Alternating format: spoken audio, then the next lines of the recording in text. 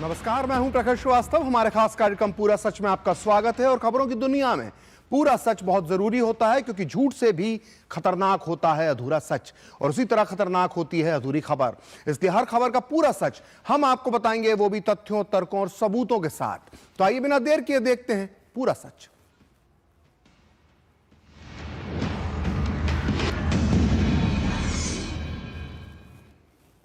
तो दोस्तों, हमें बचपन से यह घोट घोट कर पढ़ाया गया है कि भारत एक धर्मनिरपेक्ष देश है।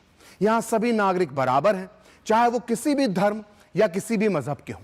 लेकिन फिर भी कितनी हैरत की बात है कि हमारे इस धर्मनिरपेक्ष सेक्युलर देश में हर धर्म, हर मजहब के लिए अलग अलग कानून है। लेकिन अब इस जंजीर को तोड़ने के लिए एक बड़ा फैसला लिया गया है, और यह फैसला लिया गया है असम के मुख्यमंत्री हेमंता बिस्वा शर्मा की सरकार द्वारा। असम में एक बिल पास किया गया है जिसमें अब एक से ज्यादा शादी करने वालों को सजा दी जाएगी। ना उन्हें सरकारी नौकरी मिलेगी, ना सरकारी योजनाओं का ऐसे लोगों को लाभ मिलेगा, और ना ही ऐसे लोग चुनाव लड़ पाएंगे। बिना तलाक दिए 1, 2, 3, 4 शादियां करने वालों को अब सबक सिखाया जाएगा। लेकिन समाज सुधार और नारी उत्थान से जुड़े इस फैसले की तारीफ होना चाहिए। लेकिन क्योंकि बहुविवाह जो है वो अक्सर जो ये प्रथा है, इसमें महिलाओं के अधिकारों और सम्मान प्रभावित होते हैं, इसलिए इसका विरोध होना चाहिए। लेकिन कुछ लोग तुष्टीकरण और वोट बैंक के चक्कर में इस फैसले का ही विरोध कर रहे हैं।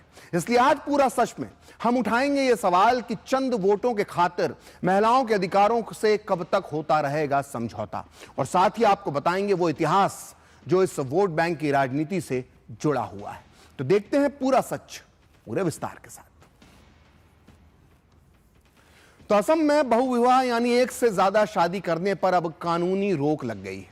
विधानसभा ने असम बहुविवाह निषेध अधिनियम 2025 को पास कर दिया है।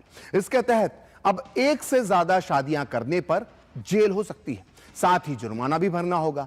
और सीएम हेमंता बिस्वा शर्मा ने साफ कहा कि यह कानून किसी मजहब के खिलाफ नहीं है, यह हिंदुओं और मुसलमानों पर, दोनों पर समान रूप से लागू होगा। हालांकि अनुसूचित जनजाति और छठी अनुसूची वाले क्षेत्रों को इस कानून से बाहर रखा गया है। यह बिल महिलाओं को सशक्त बनाने की दिशा में एक बड़ा कदम माना जा रहा है। विपक्ष के कुछ संशोधन विपक्ष ने मांगे थे, लेकिन ये ध्वनिमत से खारिज हो गए। इस बिल में बहुविवाह को एक गंभीर अपराध माना गया है। अगर कोई व्यक्ति पहली पत्नी के रहते हुए उसे बिना तलाक दिए दूसरी शादी करता है तो उसे 7 साल तक की सजा हो सकती है। और इसके अलावा अपनी पहली शादी की बात छुपाकर दूसरी शादी करने पर यह सजा 10 साल तक की हो सकती है। अपराध साबित होने पर 1 लाख रुपए का, जी हां, 1 लाख रुपए तक का जुर्माना भी लगाया जा सकता है। इस कानून के दायरे में सिर्फ शादी करने वाले नहीं, बल्कि शादी करवाने वाले यानी शादी में मदद करने वाले भी आएंगे। अगर कोई काजी, गांव का मुखिया या फिर माता पिता इस शादी में, इस गैर कानूनी शादी में, बहुविवाह में शामिल होते हैं तो वो भी नप जाएंगे। तथ्यों को छुपाने या जानबूझकर बहुविवाह में मदद करने वालों को 2 साल तक की जेल हो सकती है। और कुल मिलाकर कानून में तलाक के बिना दूसरी शादी को अवैध माना गया है। इस कानून का असर दोषी व्यक्तियों के भविष्य पर भी पड़ेगा। अगर कोई व्यक्ति बहुविवाह का दोषी पाया जाता है तो उसे सरकारी नौकरी नहीं मिलेगी। इतना ही नहीं, उसे सरकारी योजनाओं का लाभ भी नहीं मिलेगा, वो लाभार्थी नहीं बच पाएगा। और ऐसे लोग पंचायत या शहरी स्थानीय निकाय जो होते हैं, उनके जो चुनाव होते हैं, वो भी उसमें नहीं लड़ पाएंगे। तो बिल में पीड़ित महिलाओं को मुआवजा देने की भी बात कही गई है। और सरकार का मानना है कि बहुविवाह से महिलाओं को भारी कष्ट उठाना पड़ता है। और इस बिल पर सीएम शर्मा ने कहा कि यह नया कानून इस्लाम के खिलाफ नहीं है, जैसा कि कुछ लोग मान रहे हैं। उन्होंने कहा कि हिंदुओं में भी बहुविवाह की समस्या है और यह हमारी जिम्मेदारी है कि हम इसे भी रोकें। उन्होंने साफ कहा कि बिल हिंदू, मुस्लिम और ईसाई सभी समाजों पर समान रूप से लागू होगा। आप भी सुनिए उन्होंने क्या कहा। असेंबली में कल बहुविवाह को बंद करने के लिए एक विधायक को स्वीकृति मिला। इस कानून का अनुसार असम में बहुविवाह, पॉलीगैमी नहीं होगा। अगर कोई घर में एक पत्नी होने का बावजूद अगर दूसरा शादी करने का कोशिश करेगा उनको 7 साल का जेल होगा। साथ में अगर वो छुपा के शादी करते हैं 10 साल तक उनका गिरफ्तार होगा। तो जहां एक तरफ असम सरकार इस बिल को महिलाओं के सशक्तिकरण के लिए एक बड़ा कदम बता रही है, दूसरी तरफ विपक्ष इस बिल का विरोध करता हुआ नजर आ रहा है। असम के नेता प्रतिपक्ष मुख्यमंत्री हेमंत विश्व शर्मा पर ध्रुवीकरण का आरोप लगा रहे हैं। वहीं कांग्रेस और AIUDF इसे धार्मिक आजादी पर सीधा हमला करार देते हुए असम सरकार की नीयत पर ही सवाल खड़े कर रहे हैं। आप भी सुनिए विपक्ष कैसे कर रहा है इस बिल पर बयानबाजी। It's not necessary at the moment to bring this bill, but as our chief minister is very keen to polarize the people, so he has decided to do it, and in majority what we can do, we can only object. This country is a collection of several belief systems, several customs, several traditions, several languages. You cannot try and impose one language, one system, one belief, one faith on everyone. Quran में इस्लाम में चूंकि एक option है, विशेष हालत में उसको कोई उससे बेनिफिट ले सकते हैं, लेकिन उसको भी बंद करने का मुख्यमंत्री को, आसाम के स्टेट के मुख्यमंत्री को किसने हक दिया? जब शरिया एक्ट 1935 है, इंडिया के कॉन्स्टिट्यूशन उसको अलाउ कर रखा है, तो शरिया एक्ट के तहत हम मुसलमान उसको प्रैक्टिस करने का इजाजत है खास मौके पे। लेकिन इस बिल को लाके उसको कुरान पे हाथ डालना, कुरान के खिलाफ एक बिल लाना, मुस्लिम पर्सनल लॉ शरिया एक्ट के खिलाफ जाना, यह आसाम के मुख्यमंत्री को शोभा नहीं देता। जैसा कि हमने आपको बताया था कि असम में हिमंता की सरकार ने बहु विवाह पर बैन लगा दिया है और इस फैसले के बाद मुख्यमंत्री हिमंत विश्व शर्मा ने एक ऐसा बयान दिया जिस पर हर तरफ चर्चा हो रही है। उन्होंने अगले कार्यकाल के पहले सत्र में समान नागरिक संहिता यानी UCC लाने का भी बड़ा ऐलान कर दिया है। मुख्यमंत्री ने सदन में बड़ा वादा करते हुए कहा कि अगर वो दोबारा सत्ता में लौटते हैं तो विधानसभा के पहले ही सत्र में UCC लेकर आएंगे। उनके साथ ही बहुविवाह पर रोक को UCC की दिशा में एक अहम कदम बताते हुए उन्होंने कहा कि इसका उद्देश्य सभी धर्मों और समुदायों के लिए एक समान सिविल कानून यानी UCC लागू करना है। इसके अलावा हिमंत विश्व शर्मा ने अपील की कि इस मुद्दे को राजनीतिक नजरिए से नहीं बल्कि सामाजिक सुधार के तौर पर देखा जाना चाहिए। আপোনাৰ ভাষাতে কৈছো, ভুলতে যদি ইয়াত আহো প্ৰথম UCC, সুপ্ৰিম কোৰ্টে বাৰে বাৰে কৈ আছে time has come to adopt uniform civil code. Aminul Islam ডাঙৰীয়াই ঠিক কথা কৈছে যে UCCৰ ফালে আগবাঢ়ি গৈ আছে নেকি। মই প্ৰতিশ্ৰুতি দিছো যদি অসমৰ মুখ্যমন্ত্ৰী হৈ মই উভতি আহিব পাৰো UCC সদনত মই আনিম। মোক যিমান পাৰে ৰখাই লওক, যোনে যেনেকে পাৰে ৰখাই লওক, আৰু মোক যদি ৰখাব নোৱাৰে সদনৰ প্ৰথম অধিৱেশনতে অসমত UCC আহিব। तो आपको बता दें कि उत्तराखंड में पहले से ही UCC लागू हो चुका है और अब हिमंता ने भी इसे असम में लागू करने का वादा कर लिया है।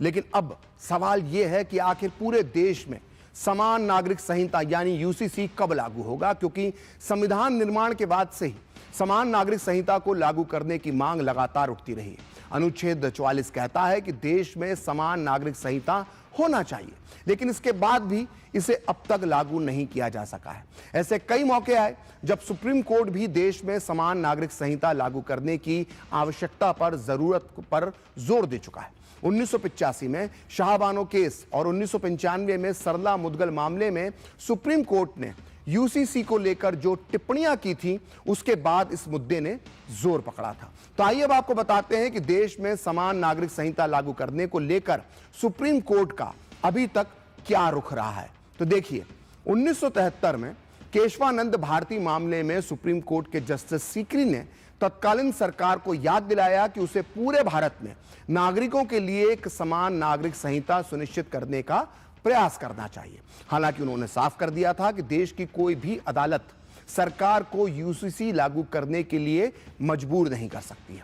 मुस्लिम महिलाओं के भरण पोषण से संबंधित 1985 के चर्चित शाहबानो मामले में भी सुप्रीम कोर्ट ने कहा था कि यह बहुत अफसोस की बात है कि संविधान का अनुच्छेद 44 एक डेड लेटर बन चुका है। डेड लेटर मतलब कोर्ट ने सरकार को फिर याद दिलाया कि गेंद उसके पाले में है और उसे इसे लागू करने के लिए कदम उठाना चाहिए। 1994 में सर्वमित्रा सिंह बनाम वेंकटेश्वर मामले में सुप्रीम कोर्ट ने कहा था कि यूसीसी लागू करना संविधान के नीति निर्देशक सिद्धांतों के मुताबिक है। 1995 के सरला मुदगल मामले में तो सुप्रीम कोर्ट की 2 जजों की बेंच ने सरकार को यूसीसी लागू करने की सीधी हिदायत दी थी। जस्टिस कुलदीप सिंह ने सरकार से अनुच्छेद 44 के तहत नए सिरे से विचार करने और समान नागरिक संहिता के लिए प्रयास करने को कहा था। 2003 के जॉन वलमत्तम केस में मुख्य न्यायाधीश वीएन खरे ने कहा था कि अनुच्छेद 44 को अब तक लागू नहीं कर पाना संविधान की विफलता यानी नाकामी है। 2017 में ट्रिपल तलाक यानी तलाक बिद्दत के मामले में फैसला सुनाते हुए भी सुप्रीम कोर्ट ने समान नागरिक संहिता की जरूरत का जिक्र किया था। वहीं 2019 में जोस पाउली कटन्यो मामले में जस्टिस दीपक गुप्ता ने इस बात को लेकर नाराजगी जताई थी कि संविधान निर्माताओं की आशाओं और उम्मीदों के बाद भी यूसीसी लागू करने के लिए कोई कदम नहीं उठाया गया है। तो प्रधानमंत्री नरेंद्र मोदी भी कई मौकों पर यूसीसी को लागू करने की अपनी जो प्रतिबद्धता है उसको जता चुके हैं। पिछले साल 15 अगस्त को प्रधानमंत्री मोदी ने लाल किले के प्राचीर से कहा था कि देश को भेदभाव करने वाले कानूनों से मुक्ति मिलना चाहिए और सेक्युलर सिविल कोड की तरफ इस देश को आगे बढ़ना चाहिए। आप भी सुनिए प्रधानमंत्री मोदी ने लाल किले की प्राचीर से क्या कहा था। हमारे देश में सुप्रीम कोर्ट ने बार बार यूनिफॉर्म सिविल कोड को लेकर जो चर्चा की है, अनेक बार आदेश दिए हैं, क्योंकि देश का एक बहुत बड़ा वर्ग मानता है और उसमें सच्चाई भी है कि जिस सिविल कोड को हम लेकर के जी रहे हैं वो सिविल कोड सचमुच में तो एक प्रकार का कम्युनल सिविल कोड है, भेदभाव करने वाला सिविल कोड है, जो कानून धर्म के आधार पर देश को बांटते हैं, जो ऊंच नीच का कारण बन जाते हैं। ऐसे कानूनों को आधुनिक समाज में कोई स्थान नहीं हो सकता है। और इसलिए मैं तो कहूंगा अब समय की मांग है कि देश में एक सेकुलर सिविल कोड हो। हमने कम्युनल सिविल कोड में 75 साल बिताए हैं, अब हमें सेक्युलर सिविल कोड की तरफ जाना होगा और तब जाकर के देश में धर्म के आधार पर जो भेदभाव हो रहे हैं, सामान्य नागरिक को जो दूरी महसूस होती है, उससे हमें मुक्ति मिलेगी। तो सुप्रीम कोर्ट से लेकर कई हाई कोर्ट समय समय पर कॉमन सिविल कोड की हिमायत कर चुके हैं। यहां तक कि आजादी के बाद जब देश का संविधान बनाया जा रहा था तब संविधान सभा में भी देश के सभी नागरिकों के लिए एक समान कानून बनाने की बात कही गई थी। इसे देश के ज्यादातर संविधान निर्माता कॉमन सिविल कोड के पक्ष में थे इस मामले में। यहां तक कि देश के पहले प्रधानमंत्री पंडित जवाहरलाल नेहरू भी शुरुआत में यूसीसी के पक्ष में थे, लेकिन देश के आजाद होते ही नेहरू के ख्यालात बदल गए। ऐसा माना जाता है, ऐसा कहा जाता है कि नेहरू को मुस्लिमों के रूप में एक वोट बैंक नजर आने लगा और उन्होंने अपना स्टांस यानी पैतरा बदल लिया। 1950-51 के आसपास नेहरू सरकार को समान नागरिक संहिता को लाना चाहिए था, लेकिन नेहरू सरकार लेकर आ गई वो हिंदू कोड बिल। लेकिन उन्होंने मुसलमानों के मध्ययुगीन शरिया कानूनों को छूने की भी कोशिश नहीं की। नेहरू ने कई बार संसद में यह कहा कि वो नहीं चाहते कि बंटवारे के बाद भारत में ही रुक गए मुसलमान किसी वजह से खुद को असुरक्षित महसूस करें, अनसेफ महसूस करें। इसलिए अंग्रेजों ने जिस शरिया कानून की सुविधा मुसलमानों को दी थी, नेहरू सरकार ने उसे आजादी के बाद भी बरकरार रखा। और नेहरू ने ऐसा क्यों किया, इसकी वजह खुद नेहरू ने बताई एक इंटरव्यू में। नेहरू ने 1956 में हंगरी के एक मशहूर पत्रकार टिबोर मैंडे को 3 घंटे का एक लंबा चौड़ा इंटरव्यू दिया, जो छपा है एक किताब की शक्ल में, जिसका नाम था Nehru conversations on India and world affairs. इस इंटरव्यू में नेहरू ने जो कहा वो उनकी सोच को सामने लाता है। नेहरू ने इस इंटरव्यू में कहा कि हम हिंदुओं के पुरातन धार्मिक कानूनों को संसद के जरिए कानून बनाकर बदल रहे हैं, लेकिन हम मुसलमानों को छूने की हिम्मत नहीं करते क्योंकि वो भारत में अल्पसंख्यक हैं। जब तक मुसलमान खुद बदलना नहीं चाहते, उनके व्यक्तिगत यानी इस्लामिक कानून बने रहेंगे। तुर्की जैसे देश के लिए मुस्लिम कानून बदलना आसान है क्योंकि वो मुस्लिम देश है, लेकिन हम मुसलमानों को ये नहीं दिखाना चाहते कि हम उनके व्यक्तिगत यानी इस्लामिक कानूनों के मामले में उन्हें किसी तरह से मजबूर कर रहे हैं। तो ये थे हमारे पहले प्रधानमंत्री पंडित जवाहरलाल नेहरू के विचार, जिसमें वो कह रहे हैं कि हम मुसलमानों को छूने की हिम्मत नहीं करते क्योंकि वो भारत में अल्पसंख्यक हैं। आइए अब बात करते हैं संविधान के निर्माता बाबा साहेब अंबेडकर की और जानते हैं कि वो यूसीसी पर क्या सोचते थे।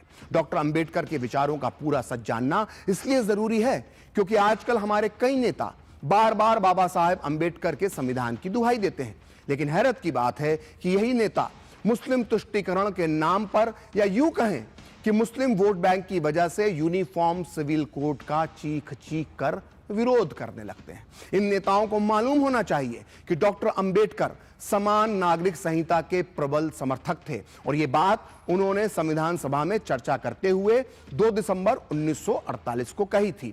बाबा साहेब ने उस दिन यूसीसी पर कहा था कि मैं व्यक्तिगत रूप से यह नहीं मानता हूं कि धर्म को इतना विशाल विस्तृत अधिकार क्षेत्र क्यों दिया जाना चाहिए ताकि वो पूरे जीवन को कवर कर सके और विधायिका को उसके क्षेत्र में अतिक्रमण करने से रोक सके। आखिर हमें यह स्वतंत्रता किस लिए मिली है?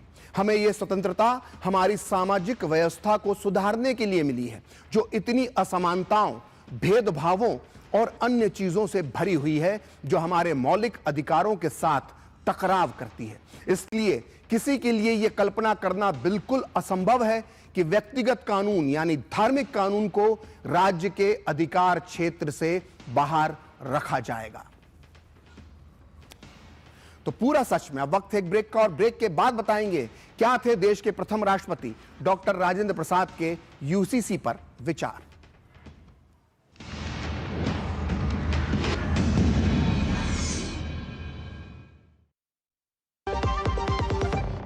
क्या बात है, बहुत फिट लग रहा है।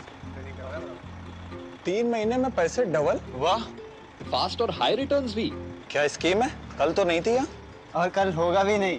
तूने कभी 5 ओवर में डबल सेंचुरी मारी है? ऐसे स्कीम के बहकावे में आके हम धोखा खा सकते हैं। और आरबीआई कहता है अपना पैसा सुरक्षित रखो और समझदारी से निवेश करो। अगर ज्यादा रिटर्न के पीछे भागोगे तो रिस्क भी उतना ही उठाओगे। और फास्ट रिटर्न से बच के, और फास्ट बॉलिंग से भी। आरबीआई कहता है जानकार बनिए, सतर्क रहिए।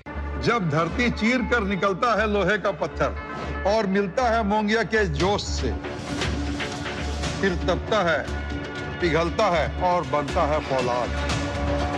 अब होता है सरिया सारी खूबियों के साथ। मोंगिया स्टील, मजबूत देश का मजबूत सरिया। ओ हरि भैया, अरे वाह, खेतों में कौन सी फसल लगाए हो? 12 महीने कमा कर दे ऐसी फसल। क्या? मैंने नया व्यवसाय शुरू किया है। उसके लिए पैसे? इसमें किसी निवेश की जरूरत ही नहीं। अच्छा मुखिया जी। अरे मुखिया जी नमस्ते। अरे हरी, कब आ रहे हो? आप बस चलिए, मैं पहुंचता हूं। अब मैं LIC एजेंट हूं। LIC एजेंट बनो, अब बड़ा सोचो। हमारी वेबसाइट पर जाएं या अपनी नजदीकी LIC शाखा से संपर्क करें। गोल्डी छोले मसाले, जहाँ जाएं रिश्ते बनाएं। गोल्डी लाए हैं फ्रेश लॉक टेक्नोलॉजी जो रखे मसालों को हर समय फ्रेश।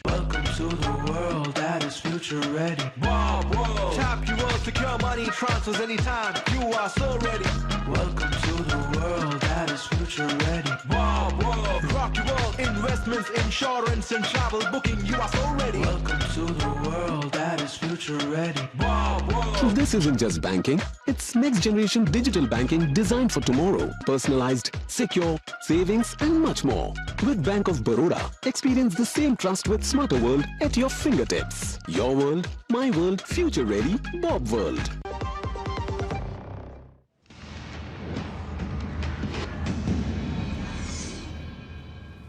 तो ब्रेक के बाद पूरा सच में फिर से आपका स्वागत है। हम बात कर रहे हैं यूनिफॉर्म सिविल कोड की। तो 26 जनवरी 1950 को देश का संविधान बन गया, लेकिन इसमें समान नागरिक संहिता यानी यूसीसी के मुद्दे को छोड़ दिया गया। लेकिन हैरत की बात है कि तत्कालीन नेहरू सरकार यूसीसी से लेकर तो नहीं आई, लेकिन 1951 में वो हिंदू कोड बिल लेकर आ गई। तब तक ज्यादातर लोगों को, जिनमें कांग्रेस के कई बड़े नेता भी शामिल थे, उन्हें इस बात पर आपत्ति थी कि सिर्फ हिंदू धर्म को ही कानून में क्यों बांधा जा रहा है, इससे मुस्लिम धर्म को शामिल क्यों नहीं किया जा रहा है, इससे अलग क्यों रखा जा रहा है। दरअसल ये सभी लोग एक तरह से समान नागरिक संहिता की मांग कर रहे थे। इनका कहना था कि अगर सरकार हिंदू मान्यताओं में दखल दे रही है तो यही दखल मुस्लिम मान्यताओं में क्यों नहीं देती।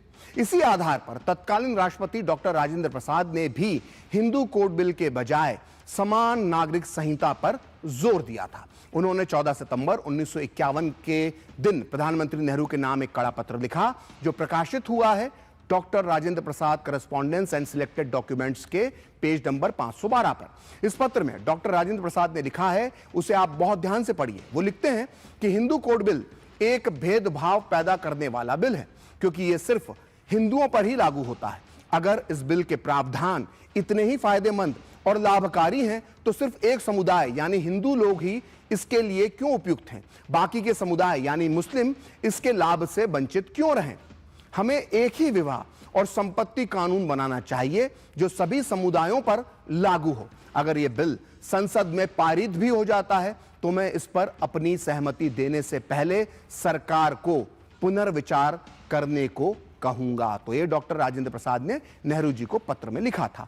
और हिंदू कोड बिल पर नेहरू सरकार को तीखे विरोध का सामना करना पड़ रहा था। उनसे बार बार यह पूछा जा रहा था कि सारे कानून सिर्फ हिंदुओं के लिए ही क्यों बनाए जा रहे हैं, मुसलमानों को छूट क्यों दी जा रही है, एक देश एक कानून क्यों नहीं होना चाहिए, समान नागरिक संहिता क्यों नहीं होना चाहिए, यूसीसी क्यों नहीं होना चाहिए। और इसका समर्थन करने वालों में अनेक नेताओं में से एक नेता श्यामा प्रसाद मुखर्जी भी थे, जिन्होंने बाद में भारतीय जनसंघ की स्थापना की, जो पार्टी आज बीजेपी के नाम से पहचानी जाती है। समान नागरिक संहिता के पक्ष में दलील देते हुए महान नेता श्यामा प्रसाद मुखर्जी ने संसद में 17 सितंबर 1951 को जो कहा, उसने नेहरू सरकार की बोलती बंद कर दी थी। डॉक्टर मुखर्जी ने कहा कि एक ही पत्नी रखने का कानून क्या सिर्फ हिंदुओं के लिए ही उचित है? क्या एक पत्नी रखने का कानून सभी नागरिकों पर लागू नहीं होना चाहिए? मैं हिंदू कोड बिल बनाने वालों की कमजोरी जानता हूं, उनमें मुस्लिमों के कानूनों को छूने की हिम्मत नहीं है, लेकिन जब आपकी मर्जी हो आप हिंदुओं के लिए कोई भी कानून बना सकते हैं। तो ये ताना जो था, ये तंज जो था, वो नेहरू सरकार के लिए श्यामा प्रसाद मुखर्जी का था। तो आज पूरा सच में इतना ही। फिर होगी आपसे मुलाकात अपने इस खास कार्यक्रम पूरा सच में किसी और सियासी मुद्दे की पड़ताल के साथ। तो मुझे और मेरी पूरी टीम को दीजिए अनुमति। नमस्कार।